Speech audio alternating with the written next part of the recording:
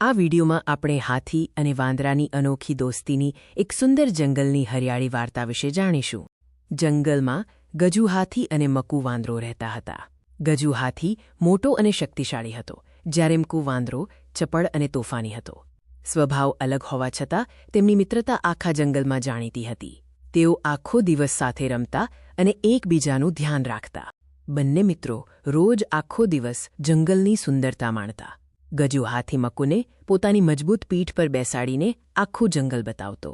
તેઓ રોજ નવા રસ્તાઓ અને સ્વાદિષ્ટ ફળોવાળા વૃક્ષો શોધવા નીકળતા. એક દિવસ ફરતા ફરતા તેઓ એક ઊંડી નદી પાસે પહોંચ્યા. નદીની સામે પાર એક મોટું ઝાડ હતું, જેના પર મીઠા ફળો લટકી રહ્યા હતા. મકુને ફળો ખાવા હતા, પણ તરતા આવડતું નહોતું. પાણી જોઈને તે ઉદાસ થઈ ગયો. ગજુ હાથીએ પોતાના નાના મિત્ર મકુની ઉદાસી જોઈ અને તેને મદદ કરવાનું નક્કી કર્યું. તેણે મકુને પોતાની પીઠ પર બેસાડ્યો અને મજબૂત પગલાંથી નદીના પાણીમાં ચાલવાનું શરૂ કર્યું. આમ મકુ ગજુની પીઠ પર બેસીને સુરક્ષિત રીતે નદી પાર કરી ગયો. નદી પાર કર્યા પછી મકુએ કૂદકો મારીને તાજા ફળો તોડ્યા. તેણે પોતાની શક્તિથી ગજુ માટે ફળો નીચે ફેંક્યા. બંને મિત્રોએ સાથે મળીને ઝાડ નીચે ફળોની મિજબાની માણી અને ખૂબ આનંદ કર્યો.